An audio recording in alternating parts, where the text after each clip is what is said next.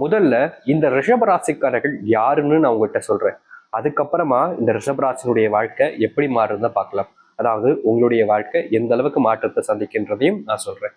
முதலாவது, இந்த ரிஷபராசினுடைய வாழ்க்கையில ஒவ்வொரு நாளுமே, அதாவது காலையில் பொழுது ஆரம்பிக்கும் பார்த்தீங்களா, அந்த நேரத்துல எழுந்த உடனே இவர்கள் வேண்டக்கூடிய விஷயம், இந்த நாளாவது தேவையில்லாத பிரச்சனைகளும் துன்பங்களும் வராம சந்தோஷமா போகணுன்றத எடுத்தோடனே அந்த கடவுள்கிட்ட வேண்டிப்பாங்க இந்த ரிஷபராசிக்காரர்கள். எதுக்குங்க எரிச்சோடனே இப்படிப்பட்ட வேண்டுதல் வைக்கிறாங்கன்னா, இவர்களுடைய வாழ்க்கையில, அதாவது ரிஷபராசினுடைய வாழ்க்கையில காலையில் எழுஞ்சதுல இருந்து இரவு நாள் இந்த நாள் முடிவதற்கு முன்பு ரொம்ப பெரிய அளவிலான கஷ்டங்களையும் துன்பங்களையும் தான் பார்ப்பாங்க. முக்கியமா இவர்களுடைய வாழ்க்கையில ஒரு நாள் கூட இவங்க அழுகாம, துன்பப்படாம, கஷ்டப்படாம இருந்ததே கிடையாது. ஏன் ஒரு நாள் கூட நிம்மதியா தூங்குனது கூட கிடையாது இந்த ரிஷபராசிக்காரர்கள். தன்னுடைய வாழ்க்கையினுடைய அத்தனை துன்பங்களையும் பார்த்துட்டாங்க. முக்கியமா வாழ்க்கையே வெறுத்து போய் தான் வாழ்க்கையை வாழ்ந்துகிட்டு இருக்காங்க. எல்லா விதமான விஷயங்களையும் என்னுடைய வாழ்க்கையில இழந்துட்டு சாமி, அப்படி இழந்து வாழக்கூடிய ஒரு நபர்கள்னா அது இந்த ரிஷபராசிக்காரர்கள் தான்.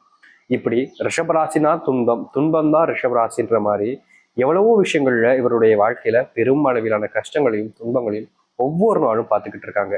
என்னைக்குதான் சாமியினுடைய வாழ்க்கையில மாற்றம் ஏற்படும்? நானும் அந்த கடவுளை வேண்டாத நாட்கள் கிடையாது.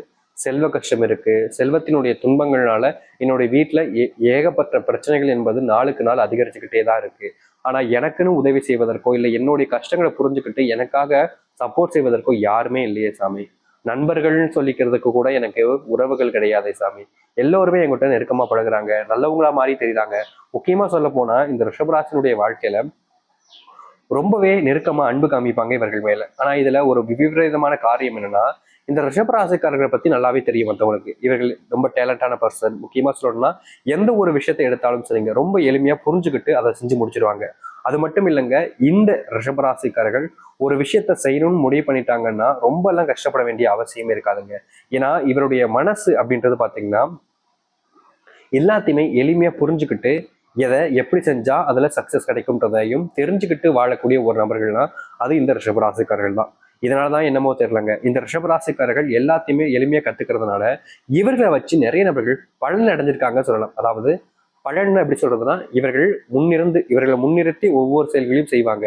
ஆனா கடைசி நிமிடத்துல அந்த வாழ்க்கையினுடைய அந்த இடத்துக்கு வெற்றிக்கு வந்துட்டோம் அப்படின்றது தெரிஞ்ச உடனே முடிஞ்ச அளவுக்கு இவர்களை எந்த அளவுக்கு மட்டம் தட்டி பேச முடியுமோ, எந்த அளவுக்கு இவருடைய கேரக்டரை மற்ற விஷயங்களை குறை சொல்ல முடியுமோ அந்த அளவுக்கு மற்ற எல்லாத்துலயுமே இவர்களை வச்சு குறை சொல்லி இவர்களை அந்த ஒரு விஷயத்துல இருந்து நீக்கி எல்லாத்தையுமே தான் செஞ்சேன்ற மாதிரி பலனை எடுத்துப்பாங்க.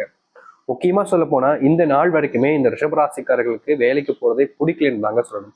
வேலைக்கு போற இடத்துல ரொம்ப பெரிய ஏமாற்றங்களை இவங்க சந்திச்சிருக்காங்க. ஏன்னா வேலைக்கு போற இடத்துல இவர்கள் ஒழுங்கா நல்லபடியா நல்ல வேலையை தான் பார்த்தாங்க. ஆனா அங்க இருக்கக்கூடிய சில நபர்கள் இவர்களை எப்படி பயன்படுத்திக்கிட்டாங்க அப்படின்னா, இவங்க கூட ரொம்ப நெருக்கமா அன்பு காமிப்பதென்ன, பாசம் காமிப்பதென்ன, இவர்களுக்காக எல்லா விதமான விஷயங்களும் செய்வதென்னு எல்லாத்தையுமே செஞ்சாங்க. ஆனா கடைசி நிமிடத்துல எல்லாத்தையுமே இவர்களுக்காக செஞ்சதுக்கு அப்புறமா அந்த கடைசி நிமிடம் வரும் பார்த்தீங்களா, அந்த இடத்துல இவர்களை வச்சு சரியா பலன் அனுபவிச்சுக்கிட்டாங்கன்னு தாங்க சொல்லணும் மற்ற நபர்கள். ஏன்னா இவர்களை பொறுத்த வரைக்கும், அதாவது இந்த நபர்கள் அப்படின்றது எல்லாருடைய மனசுலையும் இடம் பிடிப்பாங்க. ஆனா இவர்கள் ஒரு ஏமாளிகள் என்பது தாங்க நிஜமான உண்மை. அதாவது இந்த ரிஷபராசிக்காரர்கள் பல நபர்கள்கிட்ட ஏமாந்துகிட்டு இருக்காங்க. வாழ்க்கையில துன்பத்தை வாழ்க்கையில ஒவ்வொரு நாளும் சந்திக்கிறாங்க. நம்புனவர்கள் ஏமாத்துறாங்கன்ற வருத்தம் இவருடைய மனசுல எப்போதுமே இருந்துகிட்டு இருக்கு. ஆனா யாரும் இவர்கள் மேல அன்பு காமிக்கல, பாசம் வைக்கலன்றது இவர்களுக்கு நாட்கள் கடந்துக்கு அப்புறமா தான் புரிஞ்சிச்சு. இப்படி வந்த வாழ்க்கையில இனி எனக்கு இந்த வாழ்க்கை வேண்டாம் சாமி, எனக்கு வாழவே விருப்பம் இல்லை, எனக்கு சாவு எப்போ வரும்னு ஒவ்வொரு நாளும் எதிர்பார்த்து காத்துக்கிட்டு இருக்காங்க இந்த ரிஷபராசிக்காரர்கள். இது நாள் வரைக்கும் துன்பப்பட்ட இந்த ரிஷபராசினுடைய வாழ்க்கையில இனி வரக்கூடிய காலங்கள்ல ஆயுசுக்கும் துன்பம் இல்லாமல், கஷ்டப்படாமல், தேவையில்லாத பிரச்சனைகள் இல்லாமல் முழுவதுமான மகிழ்ச்சியையும் சந்தோஷத்தையும் இவர்கள் வாழ்க்கையை பரிசப்படுத்திக் கொள்ள முடியும். அப்படிப்பட்ட மிகவும் முக்கியமான நாள் தாங்க இப்போ வந்திருக்கு. சரி, இவருடைய வாழ்க்கை எப்படிப்பட்டதாக மாறப்போகுது, எந்த அளவுக்கு நன்மைகள் நடக்கப் போகுதுன்றதை பத்தி தெளிவாக பார்ப்போம். அதற்கு முன் நம்முடைய சேனலுக்கு நீங்கள் ஒரு புதிய பார்வையில் இருப்பினும் இது வரைக்கும் நம்ம சேனலை சப்ஸ்கிரைப் பண்ணாமல் பார்க்குறன்ற போதும் சேனலை மறக்காம சப்ஸ்கிரைப் பண்ணிக்கோங்க. ரிஷப ராசிக்கார நேயர்களே, இவர்களுடைய வாழ்க்கையில முதலாவது அதிர்ஷ்டம் எங்க தெரியுமாங்க ஆரம்பிக்கு? இவர்கள் இது நாள் வரைக்கும் இஷ்டப்படாத ஒரு இடத்துக்கு தான் வேலைக்கு போய்கிட்டு இருந்தாங்க. முக்கியமா இவர்கள் வேலை செய்யக்கூடிய இடங்கள்ல அங்க இருக்கக்கூடிய சில நபர்கள் இவர்களை நல்லா பயன்படுத்திக்கிட்டாங்கன்னு தான் சொல்ல முடியும். இப்படி இருந்த இவருடைய வாழ்க்கையில, அதாவது மற்ற நபர்கள் பயன்படுத்தி கொண்டு பயனடைந்த இவருடைய வாழ்க்கையில இனி வரக்கூடிய காலங்கள்ல தெளிவான முடிவுகளை எடுப்பதும், மற்றவர்கள் முன்பு ஏதாவது இவர்களை பத்தி குறை சொல்லியிருப்பாங்க நிறைய நபர்கள்லாம் பாத்தீங்கன்னா, இந்த ரிஷபராசிக்காரர்களை முடிஞ்ச அளவுக்கு மட்டம் தட்டி தன்னை உயர்த்திப்பாங்க. இப்படி செஞ்சிருக்கக்கூடிய விஷயங்கள் இருந்த தீர்வுகளும் இவருடைய வாழ்க்கையில கிடைக்கும். முக்கியமா இந்த ரிஷபராசிக்காரருடைய வேலை சம்பந்தப்பட்ட பிரச்சனைகள் இருக்கக்கூடிய சின்ன சின்ன விஷயங்களையும் மாற்றம் என்பது ஏற்பட போகுது. ரொம்ப காலமா இந்த ரிஷபராசிக்காரர்கள் இதற்காக தான் காத்துக்கிட்டு இருந்தாங்க அப்படின்றத இவர்களே சொல்லுவாங்க. ஏன்னா அப்படிப்பட்ட மாற்றம் தான் இவர்களுடைய வாழ்க்கையில இப்போ நடக்க போகுது. அதுவும் உறுதியா நடக்கும். இது நாள் வரைக்கும் இவர்கள் கடவுள்கிட்ட ரொம்ப வேண்டியிருக்காங்க, இந்த மாதிரி நடந்துட்டா என் வாழ்க்கையில இதை விட சந்தோஷம் எதுவும் இருக்காது சாமி அப்படின்ற மாதிரி. ஆனா இவர்கள் வேண்டின எந்த ஒரு விஷயமும் இவர்களுடைய வாழ்க்கையில நடந்ததே கிடையாதுங்க. மாறி மாறி இவர்களால வாழ்க்கையில துன்பம் மட்டும்தான் பட்டிருக்காங்களே தவிர வேற எந்த சந்தோஷங்களும் இவர்களுக்கு கிடைக்கல. ஆனா இனி வரக்கூடிய காலங்கள்ல இந்த ரிஷபராசனுடைய வாழ்க்கையில் இருக்கக்கூடிய இது போன்ற பிரச்சனைகளுக்கு முற்றுப்புள்ளி என்பது கிடைக்கும். முக்கியமா எந்த இடத்துல தன்னுடைய வாழ்க்கையை இழந்துட்டோம்னு சொல்லி வருத்தப்பட்டாங்களோ அதே இடத்துல இந்த ரிஷபராசிக்காரர்களுடைய வாழ்க்கையில மகிழ்ச்சிகளும் சந்தோஷங்களும் உண்டாக போகுது. இத்தனை நாட்கள் காத்திருந்த ஒரு வாழ்க்கையாகவே அமையும் இந்த ரிஷபராசனுடைய வாழ்க்கை. அது மட்டும் இல்லைங்க, இவருடைய வாழ்க்கையில தொழில் அப்படின்னாலே அது 7ஆம் பொருத்தம் அப்படின்ற மாதிரி பார்த்தீங்கன்னா ரொம்பவே அடிவாங்கி இருப்பாங்க இந்த தொழில் சம்பந்தப்பட்ட விஷயங்களை. இவர்கள் தொழில் சம்பந்தப்பட்ட விஷயங்கள்ல ஒவ்வொரு நாளும் முயற்சி எடுக்கும் போதும் அதுல பெரிய அளவிலான பின்னடைவுகளும் தோல்விகளையும் தான் சந்திச்சிருக்காங்க. முக்கியமா நிறைய நபர்கள் நம்பி வாழ்க்கையில ஏமாந்துட்டாங்கன்னு கூட சொல்லலாங்க இந்த ரிஷபராசிக்காரர்கள். ரிஷபராசினுடைய மனசுல இது நாள் வரைக்கும் இதுல வெற்றி கிடைச்சிடாதான்ற ஏக்கம் என்பது ஒவ்வொரு நாளும் இருந்துகிட்டு இருந்துச்சு. ஆனா இவருடைய மனசுல இருந்த ஏக்கத்திற்கான அந்த வெற்றி பலன்கள் என்பது கிடைக்கலன்றதுதான் யதார்த்தமான உண்மை. இனி வரக்கூடிய காலங்கள்ல இந்த ரிஷபராசினுடைய வாழ்க்கையில் இருக்கக்கூடிய இந்த ஏக்கம் என்பதும், முக்கியமா தன்னுடைய வாழ்க்கையில தான் வெற்றி அடைவனான்ற பயத்திலிருந்து இந்த ரிஷபராசிக்காரர்களுக்கு இனி வரக்கூடிய குறுகிய காலங்கள்ல வெற்றிகள் என்பது கிடைக்கும். முக்கியமா சொல்ல போனா தொழில்ல யாருமே காணாத ஒரு இடத்தை இவங்க சென்றடைவார்கள். மற்றவர்கள் எல்லாரும் அதுக்கப்புறமா கையேற்றி நிற்கக்கூடிய நிலைமைன்றது ஏற்படும். முக்கியமா நிறைய துரோகங்களை பார்த்திருக்காங்க இந்த ரிஷபராசிக்காரர்கள். தனக்குன்னு யாரும் உதவி செய்ய வரமாட்டாங்கன்னு தெரிஞ்ச ரிஷபராசிக்காரர்கள் தன் முயற்சினால வாழ்க்கையில வெற்றி பெறுவாங்க இனி வரக்கூடிய காலங்கள்ல. இனி உங்களை சொந்தம் கொண்டாடுவதற்காக பல நபர்கள் வருவாங்க. நீ எனக்கு அண்ணன் தம்பி அப்படின்ற மாதிரி. ஏன்னா உங்ககிட்ட பணம் இருக்கு. ஆனா அவர்களிடம் நீங்க சேர்ந்து வாழ்வதும் வாழாதும் உங்களுடைய விருப்பம் தான். ஏன்னா இது இருக்கும்போது உங்க கூட இருப்பாங்க, இல்லைன்ற வரும்போது என்ன செய்வாங்கன்றதை நீங்களே புரிஞ்சுக்கலாம். அது மட்டும் இல்ல, ரிஷபராசினுடைய வாழ்க்கையில சின்ன வயசுல இருந்தே ஒரு விஷயம் நடந்துகிட்டு இருக்குன்னா இவர்கள் சொல்லக்கூடிய விஷயங்களை பெரும்பான்மையான நபர்கள் நம்பவே மாட்டாங்க. இவன் பொய் சொல்றான், இவன் ஏமாத்துறான் அப்படின்ற மாதிரின்ட்டு மற்றவங்க கிட்ட பல நபர்கள் அப்படியே எப்படி சொல்றதுன்னா இந்த மாதிரி ஒரு கேரக்டர் அப்படின்ற மாதிரி மாடிஃபை பண்ணி காமிச்சிட்டாங்க. இதனாலேயே இந்த ரிஷபராசிக்காரர்கள் ஒருத்தங்க கிட்ட உண்மையே சொன்னாலும் ஒருத்தங்களுக்கு உண்மையாவே இருந்தாலும் யாருமே அதை புரிஞ்சுக்க மாட்டாங்க. நீ பொய் தான் சொல்வ, நீ பொய்யாதான் இருப்ப, உனக்கு பொய்யை தவிர வேற என்ன தெரியும் அப்படின்ற மாதிரியே இவர்களை குறை சொல்லுவதும் குத்தம் கண்டுபிடிப்பதும் இவர்கள் செய்யாத விஷயங்களை தவிர இவர்கள் செய்ததாகவும் காட்டிப்பாங்க. இவர்களுக்கு தெரியும், ரிஷபராசிக்காரர்களுக்கு தெரியும் தான் செய்யலைன்றதை. ஆனா தான் பக்க நியாயத்தை கூட சொல்வதற்கும் அதை கேட்பதற்கும் யாரும் தயாரா இருக்க மாட்டாங்க. இவங்க செஞ்சிட்டாங்கன்னு ஒருத்தவங்க சொல்லிட்டாங்கன்னா உடனே நம்பிடுவாங்க. ஏன்னா நீ அப்படிப்பட்டவங்க தானே, உன்னோட வீட்டில் இருக்கவங்களும் அப்படிப்பட்டவங்க தானே அப்படின்ற மாதிரி எல்லா விஷயத்திலுமே இவருடைய மனசை நோக்கடிச்சிருக்காங்க. சிறு வயதுல ஒரு குற்றவாளியாக தப்பே செய்யாம ஒருத்தங்க குற்றவாளியாக இருக்காங்க அப்படின்னா அது இந்த ரிஷபராசிக்காரர்கள் தான். இப்படி சின்ன வயசுல பட்ட துன்பங்கள்ல இருந்து இவர்களால வெளிவர முடியாம அதுக்குள்ளேயே மறுபடியும் சிக்கிக்கிட்டு வாழ்க்கையவே சின்னாபின்னமாக்கிட்டாங்க.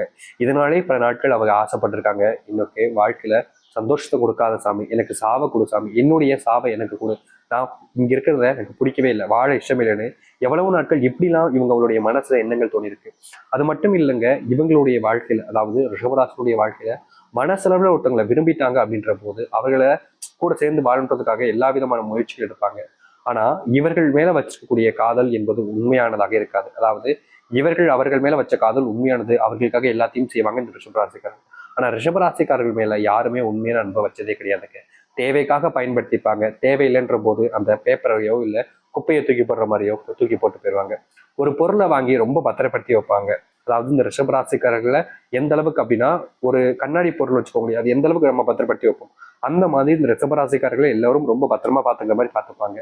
ஆனா அந்த கண்ணாடி பழசாயிருச்சு, லைட்டா எங்கேயாச்சும் கிராஸ் விழுந்துச்சு, அதனுடைய பயன்பாடு இன்னும் இல்லாம போகுதுன்னா தூக்கி சில்லா உடச்சு போட்டு போயிடுவாங்க. அப்படித்தாங்க இந்த ரிஷபராசினுடைய வாழ்க்கையவே மொத்தமா நொறுக்கிட்டு போயிட்டாங்கன்னு தாங்க சொல்லணும்.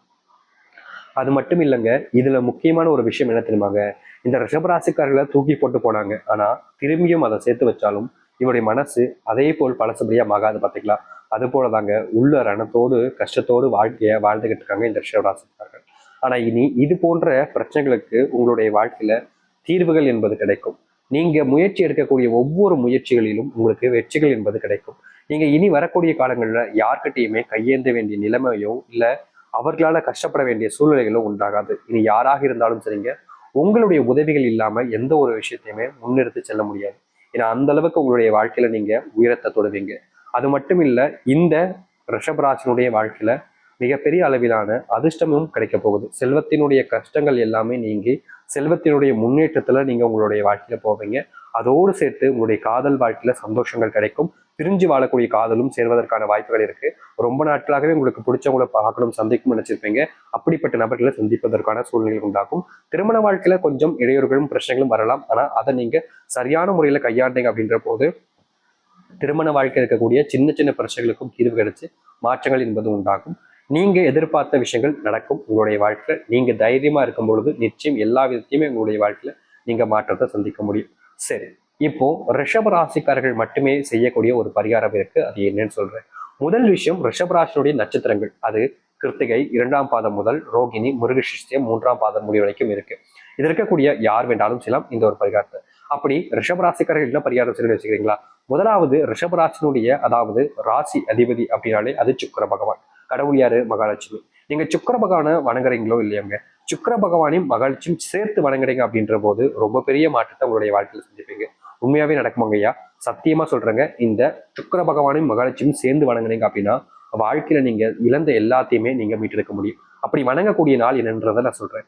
சரியாக இந்த ரிஷபராசிக்காரர்கள் 7 வாரங்கள் தொடர்ச்சியாக 7 வாரங்கள் இதை நீங்க செய்யணும். அப்படி என்ன செய்யணும்னா, தொடர்ச்சியாக 7 வாரங்களில் வரும் வெள்ளிக்கிழமையில் காலையிலிருந்து சரியா எத்தனைனா ஒரு அதிகாலை 4 மணிலிருந்து 6 மணிக்குள்ளேயும், அப்படி இல்லைன்னா மாலை நேரத்தில் ஒரு 6 மணிலிருந்து 7 மணிக்குள்ளேயும் இந்த காலகட்ட நேரங்களுக்குள்ள இது பிரம்மமுகூர்த்த நேரம் என்றும் கூறப்படுகிறது. இப்படிப்பட்ட நேரத்துல நீங்க மகாலட்சுமியை வீட்டுல வணங்க போறீங்க. அதுவும் எப்படி வணங்க போறீங்க அப்படின்ற போது பாத்தீங்கன்னா, உங்களுடைய பூஜை அறையில ஒரு தாம்பூல தட்டை எடுத்துக்கோங்க. அந்த தாம்பூல தட்டு நிறைய கல்லூப்பு எடுத்துக்கோங்க. அந்த கல்லூப்பு எடுத்ததுக்கு அப்புறமா அந்த கல்லூப்பு மேலேயே நீங்க கண்டிப்பா வெள்ளை நிற மொச்சையை வைக்க வேண்டும். எதுக்கு கல்லுப்பு வெள்ளை நிற மொச்சை என்ற கேள்வி வரும். வெள்ளை நிற மொச்சைங்கிறது சுக்கிர பகவானுடைய நிறம். வெள்ளை, வெள்ளையினுடைய அந்த அதிபதி, வெள்ளையினுடைய சக்தி. வெள்ளை அப்படின்னாலே சுக்கிர பகவான் ரொம்ப இஷ்டமற்ற நிறம். அப்படிப்பட்ட வெள்ளையில் இருக்கக்கூடியது இந்த வெள்ளி நிற மொச்சை. அதை நீங்க எடுத்துக்கலாம். அதுக்கப்புறமா கல்லுப்பை நீங்க ஒரு கப் போட்டுக்கோங்க. கல்லுப்பு தெரியும் அனைவருக்கும் மகாலட்சுமியோட சக்தி பூர்ணமா இருக்கக்கூடிய ஒரு விஷயம் தான் இது. இப்படிப்பட்ட ரெண்டத்தையுமே எடுத்ததுக்கு அப்புறமா பூஜையில வைங்க. அதற்கு மேல ஒரு அகல் விளக்கு, அந்த அகல் விளக்குல ₹1 நாணயம், அப்புறம் ஒரு எண்ணெய் ஊற்றி நீங்க தீபத்தை வீட்டில் ஏற்றுங்க. நிச்சயம் இதை செஞ்சு முடிக்கும் போது உங்களுடைய வாழ்க்கையில மிகப்பெரிய நன்மைகளும் மாற்றத்தையும் சந்திப்பீங்க.